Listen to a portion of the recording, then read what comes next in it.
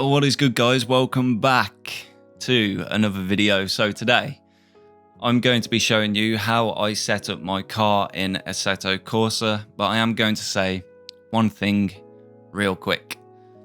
90% of your lap times comes from your driving style and 10% will come from setups.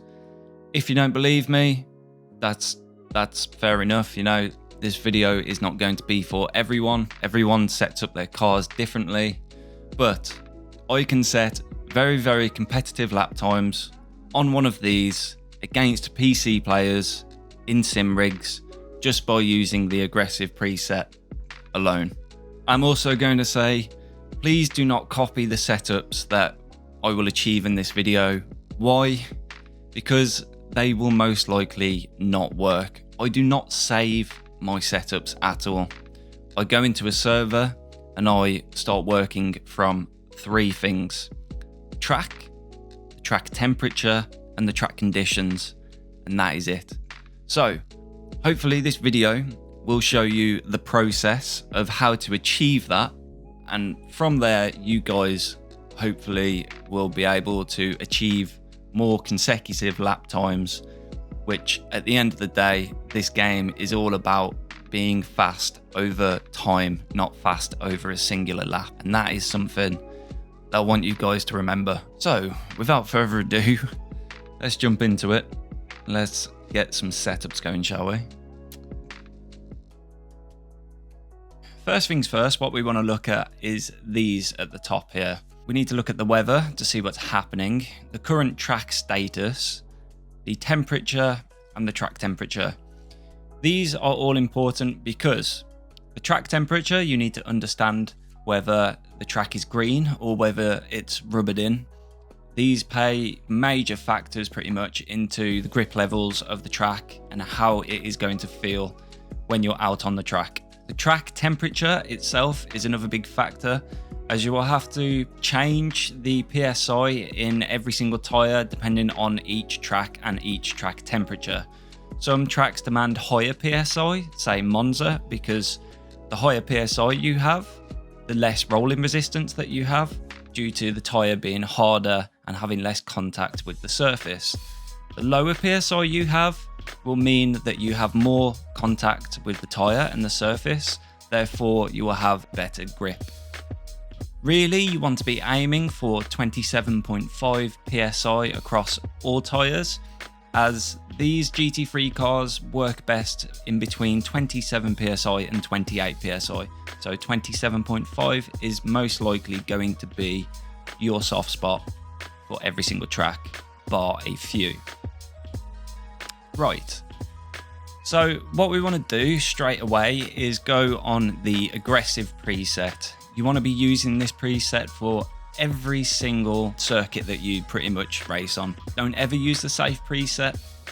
It's okay, but it's very understeery. And in this instance, I will show you exactly what I mean by that. But let's get out on track with the safe preset so I can show you exactly what understeer is. So at this point, what I wanted to do was clip the inside apex and get the perfect line and send it up that hill with the force of 1,000 suns. However, at this point, all I'm thinking is, holy shit, I am steering, nothing is happening. We are going straight for that big ass curb. We're going to go flying over it, lose all sorts of balance, and game over really. As you can tell, I am in full lock left. At this point, the steering is very unresponsive. If I was going at a lower pace, I would be heading in the direction of the upper arrow. In the perfect scenario, I would want to be heading in the direction of the lower arrow. Yeah, understeer is a bitch. And the same can be said for oversteering as well. If the car was to steer any more than, say, the bottom arrow in this picture, then the back end would probably be kicking out and be causing all sorts of problems because the front is being placed at a faster rate than the rear, making the balance of the car off. So when you often hear racers say that the balance feels wrong, this is either due to understeer or oversteer.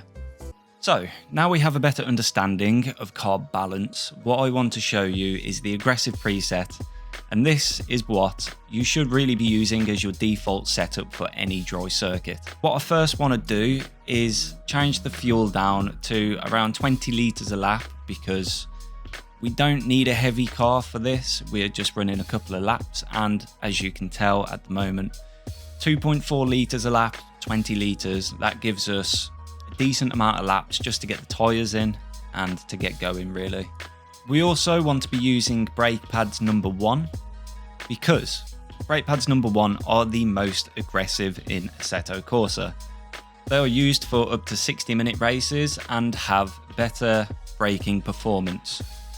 Brake pads number 2 should be used for anything over 60-minute races, so if you have a 12-hour event or a 24-hour event, these things will last all day in dry conditions.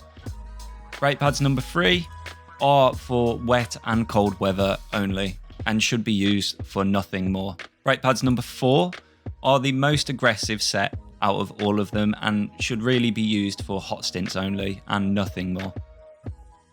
So what we're going to do is put brake pads number 1 on, keep the fuel at 20 litres, nice and light. And other than that, I am going to leave it as it is and set a 129 with the aggressive preset. Let's go.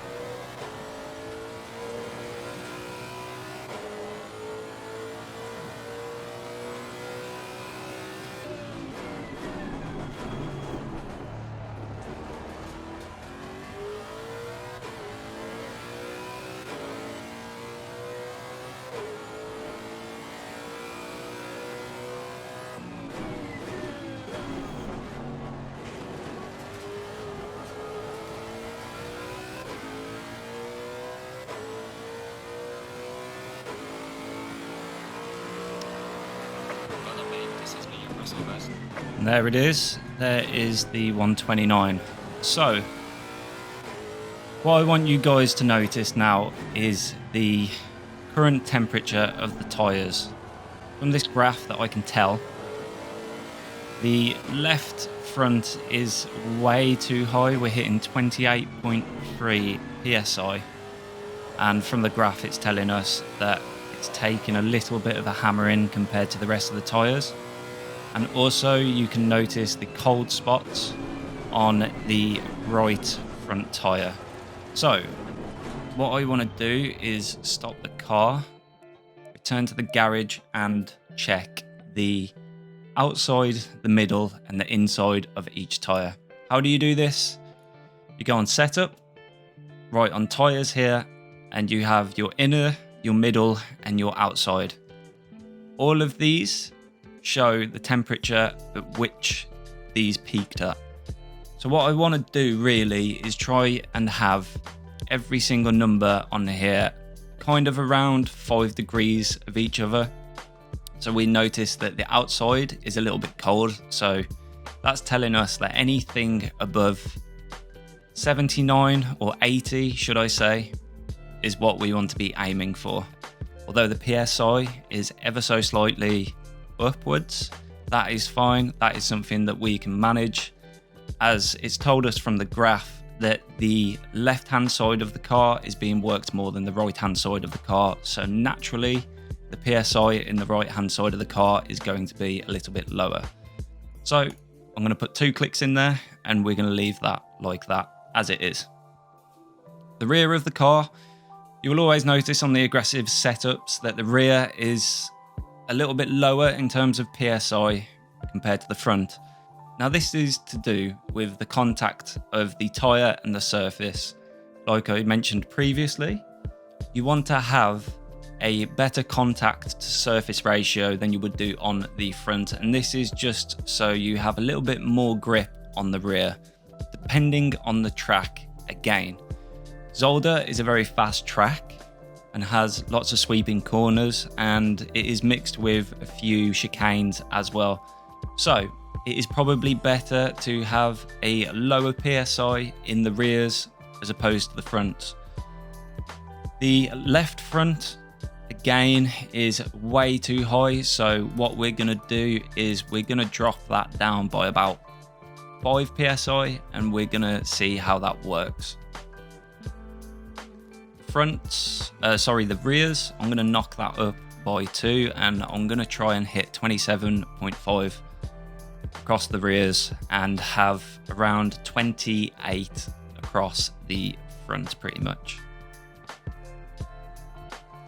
Also, what I like to do from the aggressive preset is change the roll bar. Now what the roll bar does is it can greatly influence the balance of the car, and again, the balance of the car, something that I mentioned previously, is really important. So the more roll bar that you put on the car, in this instance we say the front, if I add more roll bar, it's going to make the front more reactive, which is going to counteract the understeering motion of the car. In this case, again, Zolder is quite an aggressive track in terms of the sweeping corners. I like to have a reactive front end and rear end which is pretty much planted on the ground at all times. So what I'm going to do is I'm going to knock the roll bar up by 1 and leave that as it is. If the rear starts kicking out, we will try putting it on 0, but as for now, that's completely fine. I never touch aero. I'm not an aerodynamicist. Again, you know, it says that GT3 cars are very pitch sensitive. The only thing that I would suggest in this case to change aero is the rear wing and the splitter. What the rear wing does is pretty much adds rear downforce to the car, and what the front does, the front splitter will add front downforce to the car. At the moment, we're just going to leave them as we are because we're trying to find balance through the anti-roll bars. We're going to give this a go and see what happens, and I shall report back.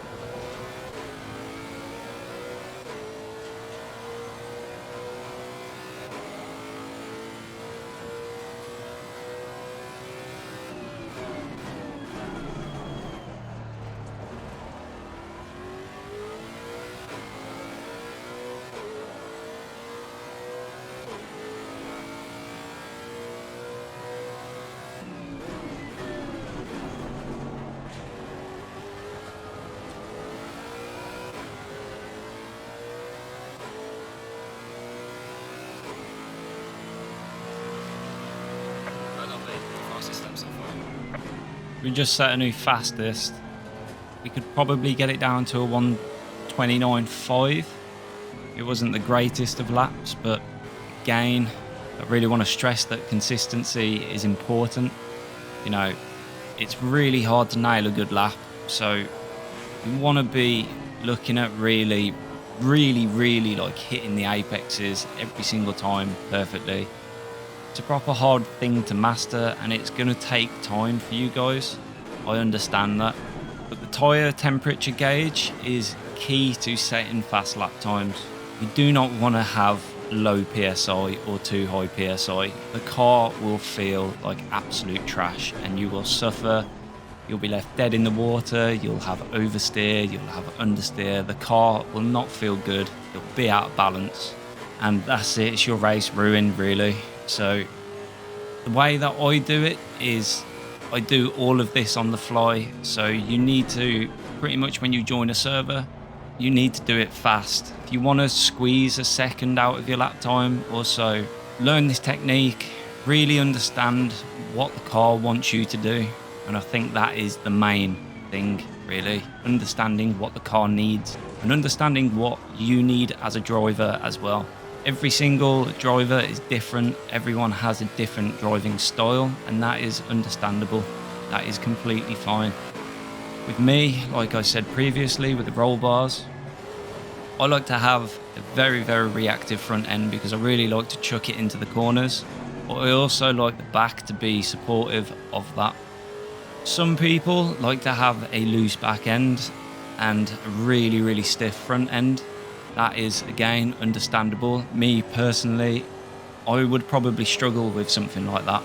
In fact, let's give it a go and see what we find. Instead, what I'm going to do is I'm going to change the anti-roll bar to, let's say, 4. Let's give it a respectable 4, and we'll drop the anti-roll bar by 2 because on 5 it was the default aggressive, so I'll drop it down by 2 and we'll have the rear at 4. So they're both on 4, and watch the change of balance. Instantly I can feel that the car is very understeery for my preference, and I can imagine under braking the back end is going to want to slide out a lot more. So we just kicked out there. We just kicked out there a little bit, but the second bit of that corner was because I bounced off the curbs. Oh, this does not feel good. We're in the plus, we'll see what happens.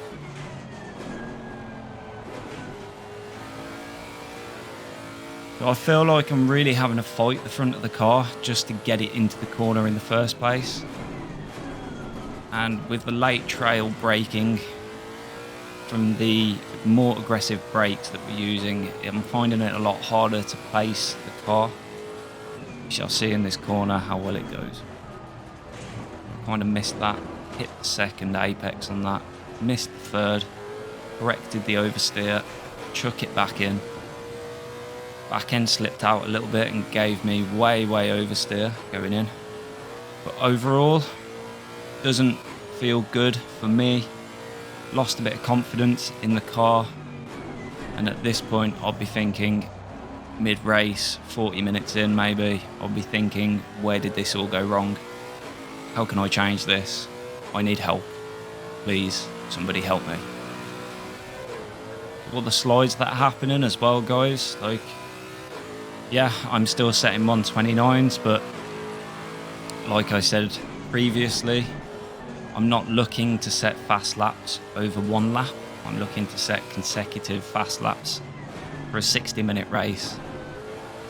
So I really want to be eliminating the slides, but at the moment, there's nothing really I can do about that because the car to me feels out of balance. Yes, we are going slightly faster, but over a 60-minute race, your tyres are going to be absolutely shredded, and you're most likely going to start causing flat spots as well from certain corners. Just because when the car goes out of balance and you slam the brakes on, front end's going to lock, the rear end's going to slide out, you're going to be in for a world of trouble. So, there it is, guys, episode 1. I wanted this episode to be pretty much focused around the balance of the car. You know, this is really the most important bit. It's where you're going to find most of your time. So I want you guys to get used to this. Have a mess around, you know, see how you feel, see what the car feels like, see what you like as a driver. And in a couple of days, I'll release a suspension, toe and camber video, which is a little bit more intermediate to advanced. So until then, happy racing, stay out of trouble, and remember, the race isn't won in turn 1. Peace, guys.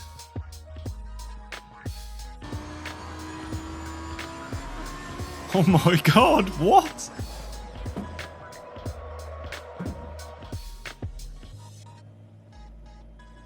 That was an absolute monster, that was.